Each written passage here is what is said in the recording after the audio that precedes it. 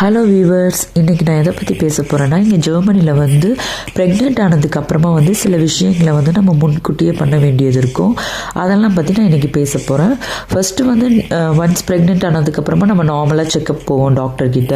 அவங்க வந்து அவங்களோட செக்கப்லாம் முடிச்சுட்டு நம்மளுக்கு வந்து சில இன்ஸ்ட்ரக்ஷன் கொடுப்பாங்க.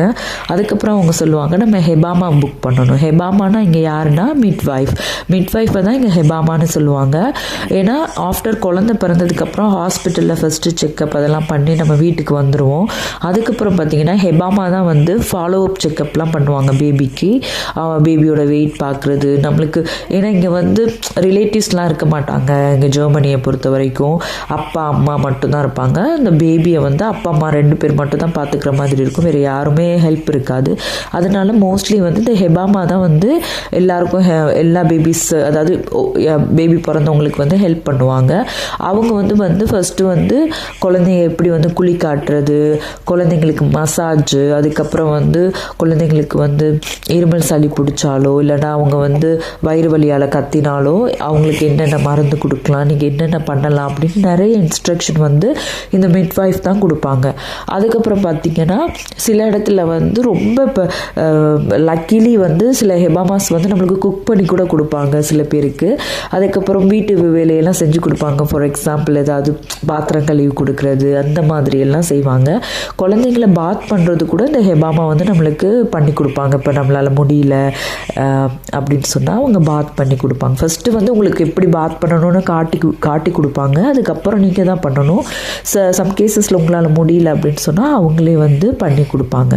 அதுக்கப்புறம் பார்த்திங்கன்னா நீங்கள் வந்து இப்போ ஒரு அவங்களுக்கு ஒரு சில டைம் இருக்கும், ஒரு டைம் லிமிட் இருக்கும். அது வரைக்கும் தான் அவங்க வரலாம். ஃபார் எக்ஸாம்பிள் இப்போ குழந்தைக்கு 6 வீக்ஸ் வரைக்கும் அந்த மாதிரி தான் அவங்களுக்கு ஒரு டைம் லிமிட் இருக்கும். அது வரைக்கும் தான் அவங்க வருவாங்க.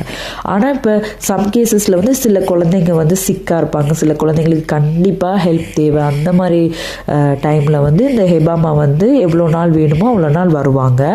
அதுக்கப்புறம் பார்த்திங்கன்னா அந்த நான் சொன்னல முன்னாடியே இப்போ 6 வீக்ஸ் தான் அவங்க டைம் லிமிட்னா, அதுக்கப்புறம் நீங்கள் அந்த 6 வீக்ஸ் முடிஞ்சதுக்கப்புறம் இப்போ பேபிக்கோ இல்லாட்டி உங்களுக்கோ, அதாவது நீங்கள் பிரெஸ்ட் ஃபீட் பண்ணுறீங்க, உங்களுக்கு ஹெல்ப் தேவைப்படுது. ஃபார் எக்ஸாம்பிள் சில பேருக்கு பால் கட்டிக்கும், அதுக்கப்புறம் ஃபீவர் வரும். அந்த மாதிரி சுச்சுவேஷனில் இந்த ஹெபாமாவுக்கு நீங்கள் இன்ஃபார்ம் பண்ணிங்கன்னா அவங்க வந்து உங்களுக்கு ஹெல்ப் பண்ணும். ரெண்டாவது என்ன விஷயம்னா, நீங்கள் வந்து ஹாஸ்பிட்டல் சூஸ் பண்ணணும். அதாவது எந்த ஹாஸ்பிட்டலில் நீங்கள் டெலிவரி பார்க்க போகிறீங்கன்னா ஹாஸ்பிட்டல் சூஸ் பண்ணணும். அந்த ஹாஸ்பிட்டல் வந்து நீங்கள் வந்து உங்களுக்கு பக்கத்தில் நீங்கள் எந்த இடத்துல இருக்கீங்களோ அந்த இடத்துக்கு பக்கத்தில் இருக்க ஹாஸ்பிட்டல் பார்த்து நீங்கள் சூஸ் பண்ணிக்கலாம். அந்த ஹாஸ்பிட்டல் வந்து நீங்கள் நல்ல ரிவ்யூ இருக்க ஹாஸ்பிட்டலாக பார்த்து நீங்கள் கூகுளில் பார்த்து சர்ச் பண்ணி நீங்கள் வந்து புக் பண்ணணும்.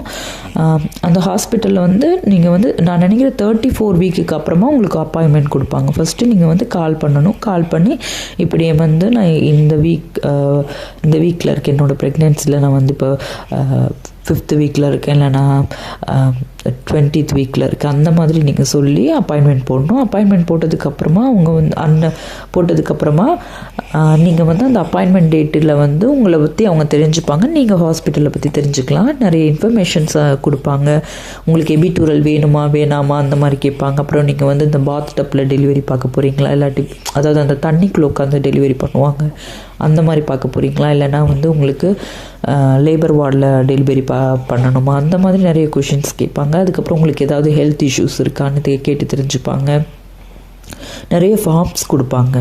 அந்த ஃபார்ம்லாம் நீங்கள் வந்து உங்களுக்கு பெயின் வந்து நீங்கள் டெலிவரிக்கு போகிற அன்றைக்கி அதெல்லாம் எடுத்துகிட்டு வந்து கொடுக்குற மாதிரி இருக்கும்.